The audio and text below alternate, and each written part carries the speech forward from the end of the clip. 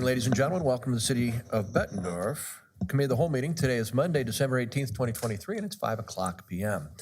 We begin tonight's meeting with a presentation from our audit team at RSM. For that, we welcome our Finance Director, Jason Shadd, and Aaron Calderon from RSM, the assurance manager there. And Aaron has provided all the information that we have in our packet, so you now have it in hard copy. Thank you for being here. Jason, do you want to say anything before we get started? Yes, of course. Thank you, Your Honor. If you're not prepared, I'm quite certain the man in the middle of the room is prepared. Aaron can take over. Aaron is very much prepared. He's been a part of the RSM team with City of Bettendorf for a few years now, so I know he's got the background just nailed. But this is, as you said, the audit of our financial statements for the year ending June 30th, 2023, fiscal year 22-23. And I think we have a pretty good report for you tonight. I like to stay on this side of the table for this presentation, as RSM is our independent auditor, and this is their presentation of our books, so I'll be sitting over here. So you think the optics would be different if you're sitting right next to him? That's good thinking. Somewhat. I like these department heads coming of age. Good job, Jace. And then I would be remiss not to thank, obviously, the finance staff and accounting manager, Calissa Malin, who is here with us tonight. Hi, Calissa. Thanks for being here. These are, as Aaron can attest, these audits tend to get more and more complicated each year as GASB comes up with new and exciting rules for us to implement. So we did a couple of those this year, and I'm sure Aaron will mention that in the presentation. Thank you, sir. Thanks. Aaron, you have the floor. Thank you for being here. Yeah, thank you. So I will go ahead. I've got a PowerPoint presentation I'm sharing now, unless let me know if I've hit the wrong button. But just here, as mentioned, as your independent auditors, to talk a little bit about this past fiscal year and the audit that We do have it up here. Okay. Do we maybe want to put it on the big screen, Jay? There we go. Perfect. Awesome, sir. Thank you. Appreciate it. Thank you. Yeah, so as Jason mentioned, as your auditors, we're always looking backwards. So this current year, the year under audit is the year ended June 30th, 2023. And this evening, I'll just be sharing a couple points from the audit. Number one, there are certain communications that we are required to make as your auditors, just to inform you of some of the details of the audit, some of the major points, highlights, anything that came up during it. I'll then share some information about the financial year that the city had, some highlights, point out some trends that have changed year over year. And then finally, your audit, just based on yourselves being a city, of course, is conducted with the government auditing standards. And so there are certain additional procedures we perform as a result of that, and I'll be sharing some information about those as well. So just to begin and walking through some of those communications that, as I mentioned, are required. These communications, I'll point out, they are laid out in the letter to the mayor and the city council. So that's probably the shortest packet that's been distributed out. There are a couple highlights we want to point out. Number one, as your auditors, Jason mentioned, we come in as an independent third party. We are not the ones, drafting the financial statements, creating the numbers under audit. Instead, it's our responsibility to come in as that independent third party and conduct an audit in accordance with our professional standards, and then, of course, issue an opinion over your financial statements.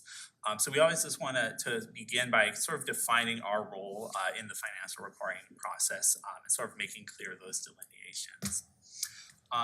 Another thing we want to communicate is whether there have been any changes in accounting practices, new standards adopted, anything else that would be of interest to the council and the citizens. So what I'll point out this year is, as Jason mentioned, there was a new accounting standard that's on your screens. That's GASB statement number 96. If you may remember last year, GASB Statement 87 was implemented, and that was a new statement that essentially changed the treatment of leases. And so any lease, depending if it met the criteria, there would be an asset recorded and a liability, an offsetting liability recorded. GASB 96 is very similar 1 year later to that previous standard, but this specifically focuses on, it's in the title, subscription-based IT arrangements. So any sort of technology that the city subscribes to, has a recurring payment to, if it does meet the standard of this new statement, there will be a corresponding asset and liability showing up on the city's financial statements. There were about a dozen or so agreements that met that, but in total on the asset side, it's only about $150,000. So again, this is a new statement. All cities are implementing this year, but as mentioned, not the most material impact on your financials. In addition, any set of financial statements is going to include some estimates, and inherently there's judgment that goes into that, there's uncertainty. And so we always want to call those out just so everyone's clear. And when reviewing the financials, that can be an area of emphasis. So again, this is listed in that letter. There are a handful of estimates that do show up in these financial statements. There are a lot of things that you'll see in other cities. Any fixed assets, when one is acquired, a useful life needs to be assigned to it. How long will this vehicle be useful, this building, etc. So that, as always, is an estimate. When it comes to receivables, there are a couple estimates there, both what is going to be your allowance for those receivables that may not be collected, and then as well, for the local option sales tax, the receivable from the state that comes in quite a bit after year end, that has to be an estimate as well. Obviously, the city has investments. Estimation goes into that process when valuing those. The city also has a pension and OPEB plan, and there are, of course, actuarial estimates and assumptions that go into those. And then finally, the GASB Statement 96, as mentioned, that's a new standard, and there's estimation that goes into that as well. The city had to determine its discount rate, had to perform a calculation of these assets and liabilities. And obviously there is judgment involved there as well. So we have no issues with any of those to report, but we just want to call attention to those as being a little bit more inherently risky and susceptible to potential bias, which again, we did not identify during our audit. Moving on, and if you do have the packet with you, this will be on the second page. If there were any audit adjustments, entries posted as a result of our audit, we would want to identify those. This year, actually, there were no audit adjustments. So we just want to highlight that, when we came in, there were no errors that required the financials to be adjusted that we identified. Another way of saying that is the sort of financial information you've been receiving from your staff over the past year. When we came in, we viewed it as materially accurate. There were no corrections that need to be made. And so obviously that's very complimentary of the city and staff. Uncorrected misstatements, similar concept. These are items that are just, we may have identified an error or an issue, but they're just small dollar amounts. They're not something that we would consider would materially misstate the financials. And so we've noted them and are reporting them to you, but there was no correction made just based on the dollar amount. So you can probably see in your tables, these were fairly small this year. We identified around $1,200 worth of expenses, which there was nothing wrong with the expense in and of itself. It's just it crossed year end. And so part of it should not have been expensed in the current year. Because, as your auditors, we are only coming in testing a limited number of transactions. We're sampling. We can't test 100%, of course. Anytime we identify an error, we're going to go ahead and project it based on our sample just to get an understanding of what else could be out there that maybe we haven't identified. And so you can see those are the next couple of lines within this letter. But again, in total, both what we actually identified and our best estimate at what may also be out there is only about $43,000. So, that again, based on the many, many tens, if not hundreds of thousands of transactions the city is going through, for us to only find a couple items here and there, I think as well, it's very complimentary to the city. The last table you may see, governmental activities. This is something that we identified last year, but it's important to note that the impact of that reverses this year. And so this was not a new item. This was an item last year, a similar fact pattern where there were expenses that crossed year end, but that were fully expensed last year. Again, nothing new this year, but just want to point that out as well. And then finally, if there was anything else unusual that came up during the audit, issues we had, difficulties we had, anything along those lines, we'd also be required to communicate those to you. Again, fortunately, as you can probably see on your screens, none across the board. There were no other issues, no difficulties we encountered, and so overall, very clean audit. And I think that's a good thing. The less news I have to deliver, the better, I think. So with that said, we'll move on to the actual financial statement highlights. So I'm going to be sharing a couple of graphs, just comparing the city, what happened in the prior year, what happened in the current year, and calling attention to some of the differences, the new trends, the reason for these changes. So we're going to start out with revenue from your governmental funds. So this is all of your governmental funds, the revenues added up together, and then broken out by category. So we've got 2022 in the blue on the left side of your screen, and then 2023 the green on the right side of your screen.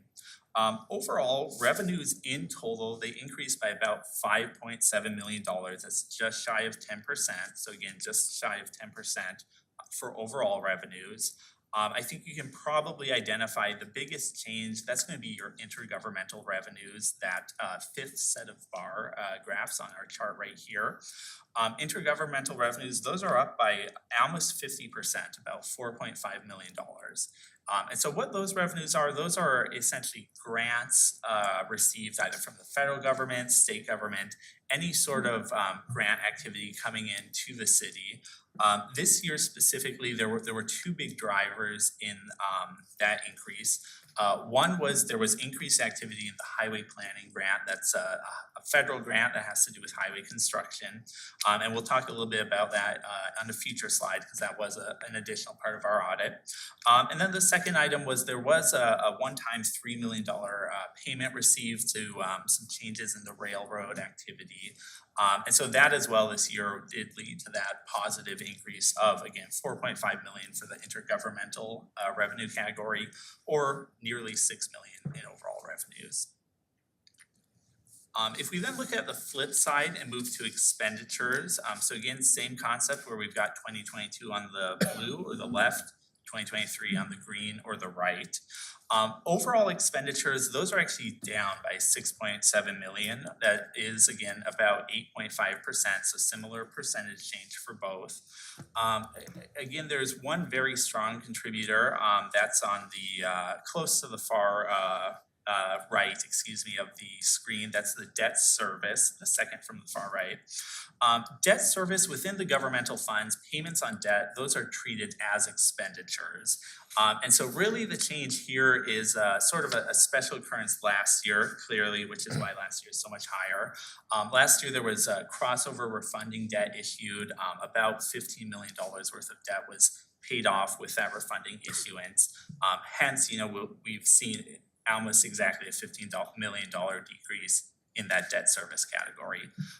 On the flip side, capital outlay, and that is the far right set of bar graphs, that actually did increase this year. That was about $4.6 million, or about 25%, give or take. And that related a little bit more to some additional projects, additional activities going on in the current year, things like Forest Grove Road, in addition to other projects. So again, just to summarize, revenues, they were up this year. Expenditures were down compared to last year. We then have a chart. What this is doing is this is now just looking at your general fund and the unassigned fund balance within that fund. So as your general fund's revenues exceed the expenditures, you'll build up a general fund unassigned fund balance over the year that's free to be spent on matters within the city's discretion. That's not restricted by legislation or anything along those lines. What this chart is showing, it's one measure of the general fund's health. Obviously, it's at a point in time, so take it with a caveat if you'd like. But this is one measure of the financial health, and it's essentially showing how many days the general fund could continue to spend what the general fund's average expenditures are until the fund balance went to zero. So in other words, on an average day, the city spends a certain amount of money within the general fund.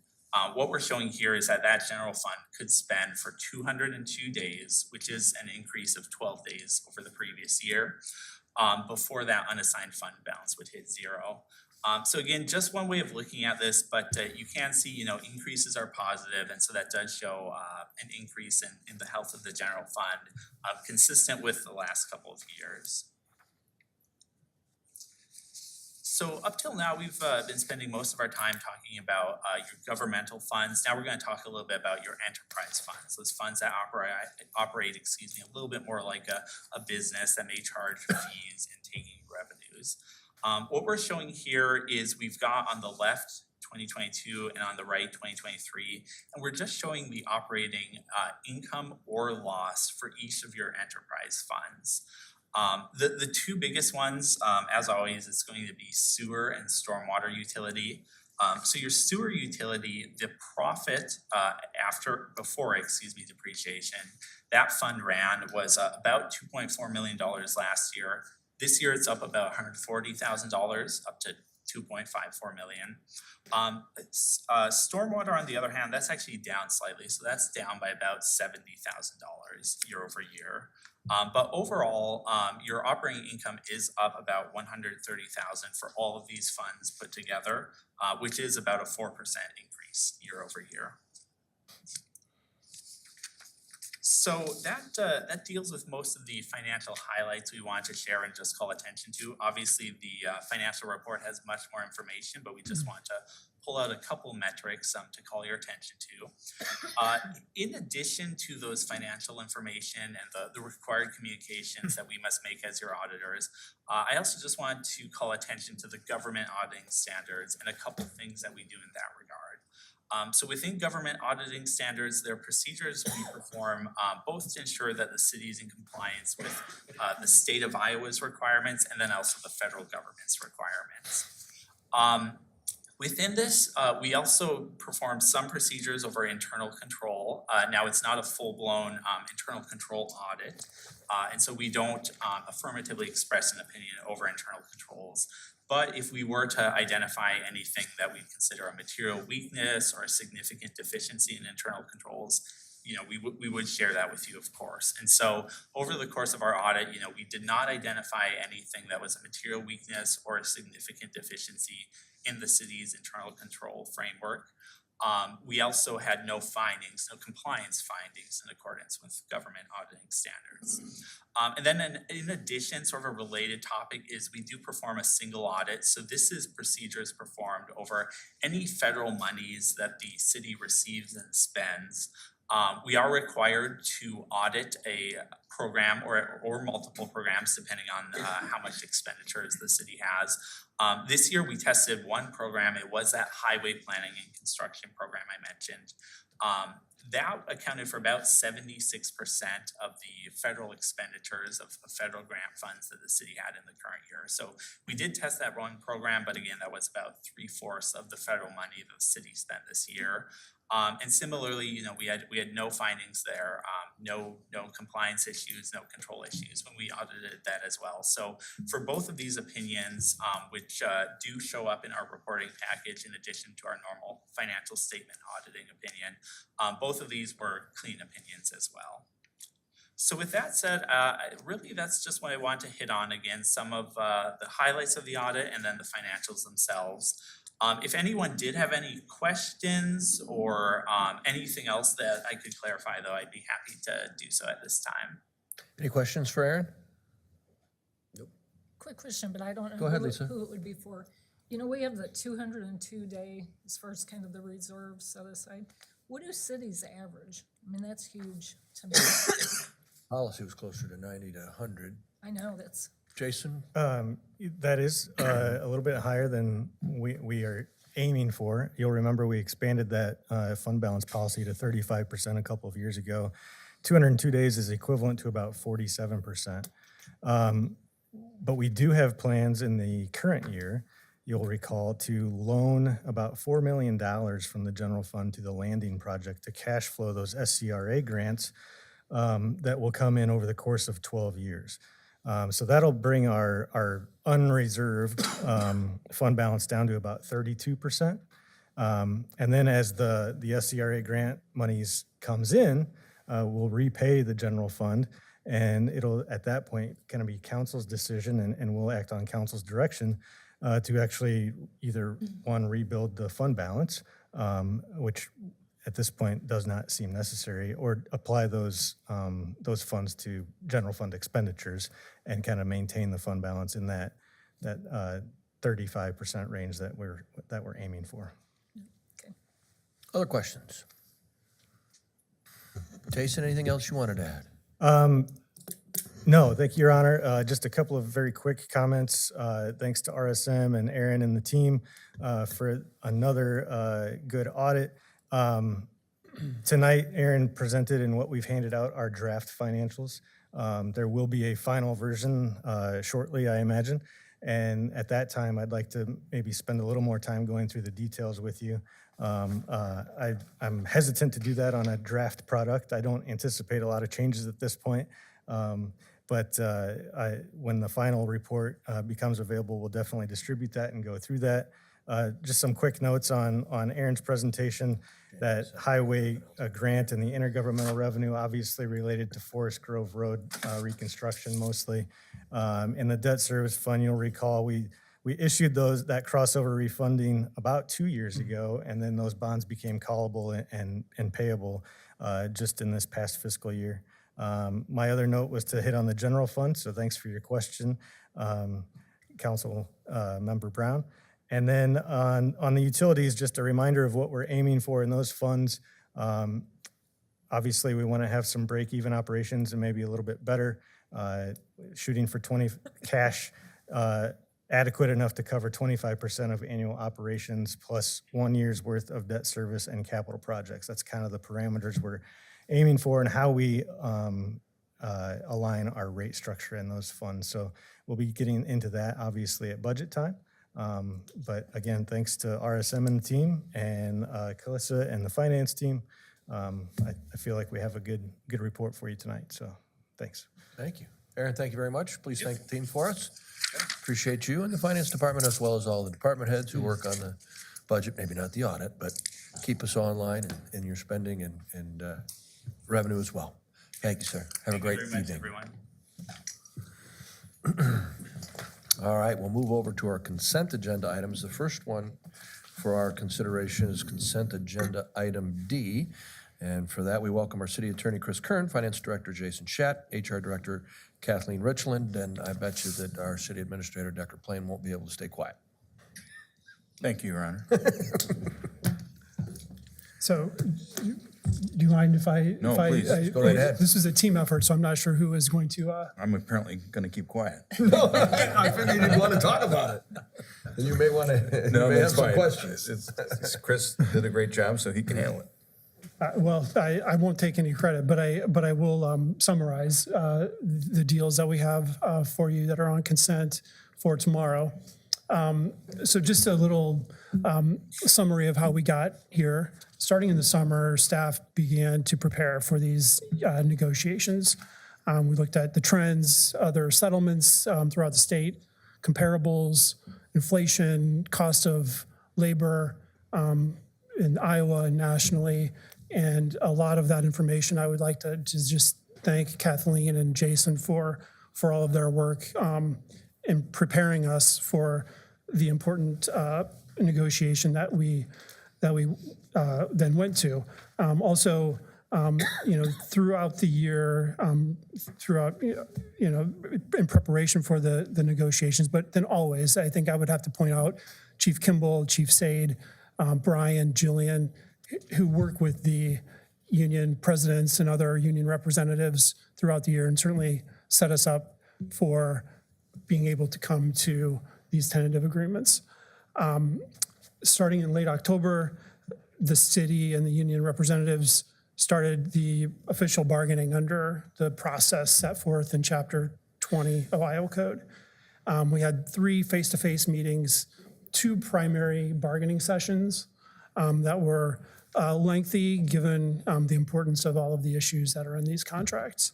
A lot of real focusing on the numbers, and Jason can jump in at any time if he wants to clarify. But really, the numbers we felt like were the most important part of this, the monetary issues of these contracts. So we went through the bargaining sessions, and we were able to come to tentative agreements with all 4 units. And we now have the revised collective bargaining agreements that are on the agenda on consent tomorrow. I'll summarize the material monetary issues, and if there are any specific questions, please let us know. In summary, I would say we can kind of lump maybe the police department and the fire department together, as they are the 2 public safety units that do have different bargaining rights under Chapter 20. The police department union really was focused on a new wage scale, and they were able to get to a 15-step wage scale, which then led to the COLAs that are part of that. This is in the council letter, but I'll just summarize the COLAs for the 4-year deal. Year 1 actually has 0% COLA for the police department, as the new wage scale kind of incorporated the year 1 price. The year 2 COLA for the police department, 3.75, 3.62 in year 3, and 3.6 in year 4. The fire department had a less aggressive wage scale revision. The year 1 through 4 COLAs for the fire department are 3.2%. The AFSCME units, the COLAs in the agreements are 4, 3.5, 3, and 3 for the 4 years. Each of the agreements is not actually in the AFSCME agreements, as its insurance is not an issue that can be bargained with those units. But the insurance, the premium increases for the employee contributions will go up to 11% and 12% in years 3 and 4 of the agreement. We're at 10% presently. It was certainly important in the last negotiation that we were able to get to a percentage contribution for the employees. And so 11 and 12% in years 3 and 4. We do have reopeners in these agreements in years 3 and 4. One of the issues that we were concerned with are the legislative issues that we're seeing from Des Moines. We're facing a very aggressive rollback change this year, and we don't know what the legislation what we'll be facing in the future. It does seem that we have to be concerned with our ability to receive revenue. And so we do have reopeners in years 3 and 4. If our ability to obtain revenue in a manner different than we presently obtain is if those changes take place. So that's sort of a way to mitigate some risk that we did see. There were very few other monetary issues in these agreements. I mean, frankly, all parties focused on the major monetary issues in this high inflation time. And so to the extent there were other significant or material monetary issues, those were largely abandoned or pretty early on. So that's sort of the summary. Staff does recommend approval of these 4-year deals. We do believe that they're fair deals within our financial constraints and in the best interest of the city. If there are any questions, we are certainly here to answer them. Greg? Thank you.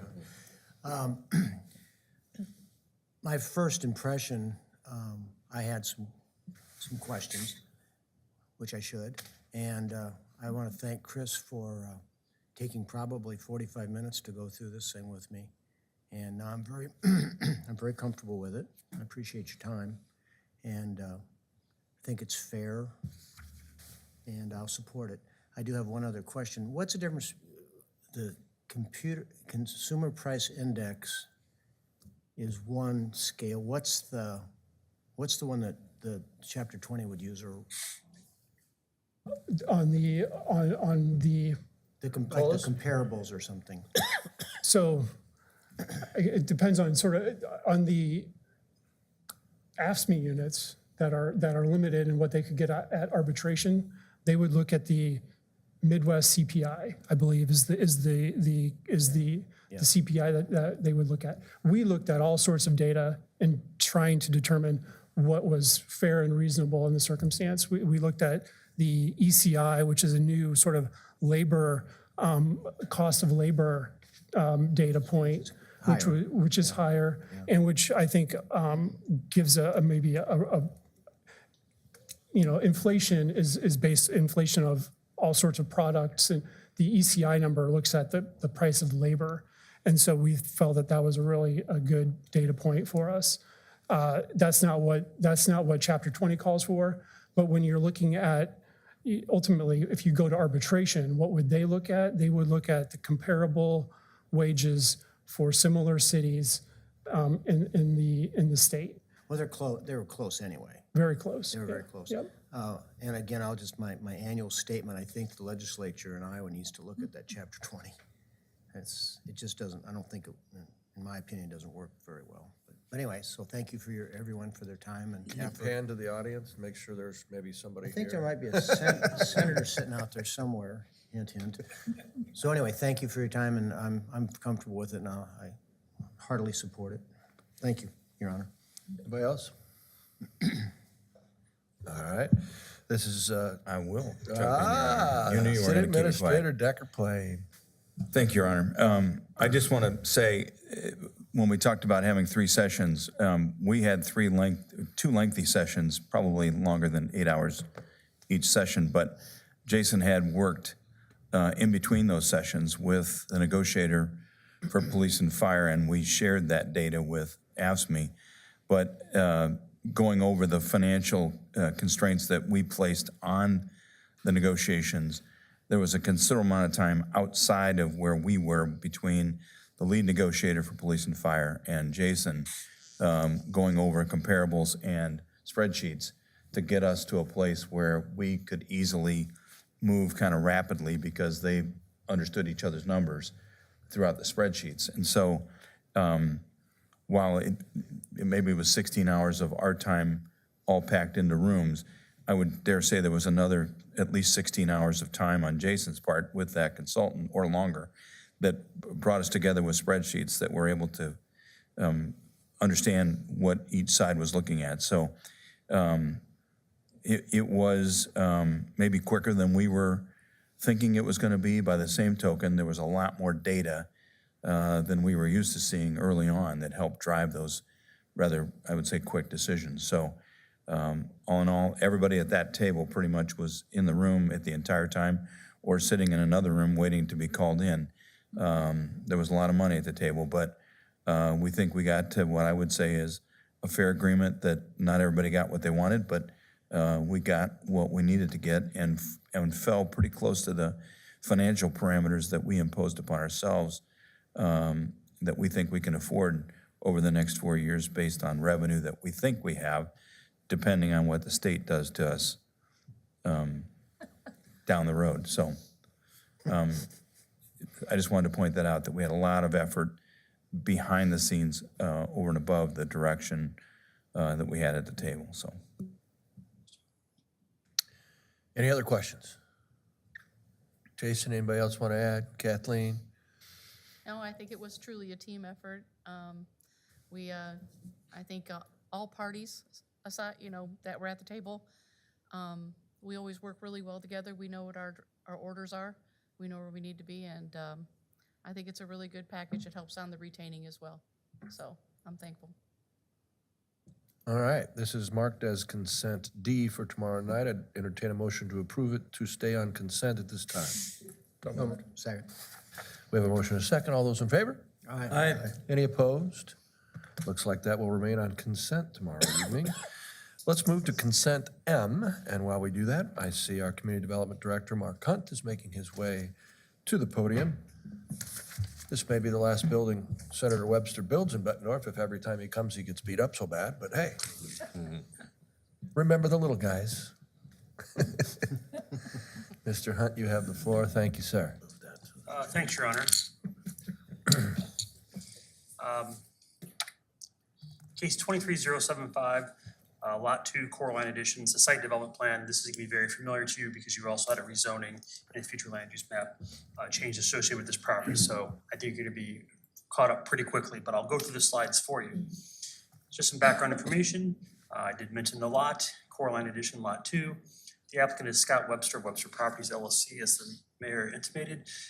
The request is approval for a 4,500 square foot building to be placed on a lot. And that 4,500 square foot building will be divided in two for what we call contractor condos, kind of a place where you can keep a truck, have a small office, plumbing, landscapers, those types of folks use those quite often. The building will have an orientation to the south towards 28th and a half Street, and that'll be the means of entry. Although the property does have a flag entry up here as well, it's not real usable. Just gonna remind you of our future land use and zoning here. We have C3 to the south. This is gonna be a C3 property. It's actually surrounded by C3. There was a map error here, so we've just kind of correcting that for you on the screen. There is some R2 single family stuff nearby, but I will also note that there's a very similar, in fact, almost exactly the same property right here that was built just a few years back, I'm gonna say 2020. Here's your site plan. 2 contractor condos proposed. It's kind of built into the hillside, so as you look to the north here, the elevation of the house will be much higher than the elevation of the building here, so they're on the high ground, if you will, up here. Again, we talked about access from 28th and a half Street, and they did have to get, it's a very small lot, kind of not how we would design lots if this were a lot built into today's standards. So the applicant did have to get some variances approved through the Board of Adjustment. They were approved to make the building fit. Those are really setback adjustments just because the lot is so constrained. We're gonna have parking spaces, 3 on the outside, and then there'll be parking inside as well. They will have the required ADA spot as shown on the west side here. Some tree factors spread throughout the property, probably 6 tree factors, and we'll keep those out of the right of way here and out of any easements. If needed, the applicant will work with the city on this connection here. Again, their driveway comes down 28th and a half Street, so we'll just have to work with engineering when that goes in so that we're happy with that transition, but really not a big deal. And 28th and a half Street doesn't really have much traffic at the very end because it's a dead end, so shouldn't be a problem.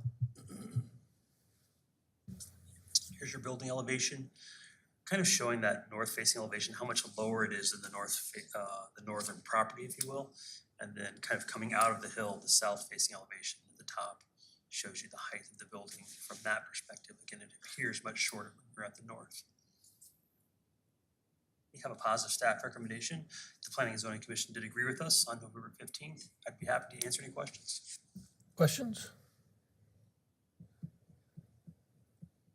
All right. Hearing none, I'd like to entertain a motion that this remain on tomorrow night's consent agenda as item M. So moved. Second. All those in favor? Any opposed? We'll take M and D up on consent. Let's take a look at consent. Are there any other consent items any particular council person would like to discuss or ask questions about at this time? Yes, Jerry. Thank you, Your Honor. Item H, I think that's good news that we're finally gonna get a restroom up at that Lincoln Park. And thanks to staff for doing that. At the same time, I do question the cost. I mean, for a one-hole outhouse, I mean, this is $2,000 a square foot. That is correct. Unfortunately, this is the cheapest vendor that we could find that could provide this type of service. It would actually be cheaper than if we did a stick-built structure there as well. Thank you. Other questions on consent? All right, let's entertain a motion to approve all consent items. So moved. Second. All those in favor? Aye. Any opposed? We will take up the consent agenda items tomorrow night. Any operational item on tomorrow night's agenda that any council person would like to discuss at this time? Operational items? Mr. Plain, you had something? Just a reminder, Your Honor, the restroom is being funded up to $75,000 by the Park Foundation to assist to offset the cost of that, although expensive, but needed restroom in that area. So the cost is being a little bit offset. Okay. We almost have to just, depending on the location, but if you're gonna put it, if we're gonna put in these splash pads, you're almost gonna have to, because you got the kids coming and they're, That's right. so it's just something we just kind of need to figure it in before we say we're gonna do one. All right. We'll move from operational items to items added by mayor or council. I have none this evening. Anybody have anything to add? All right.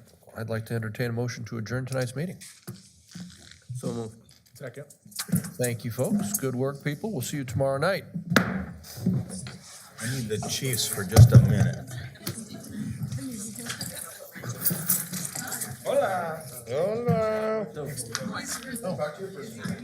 Oh, did you?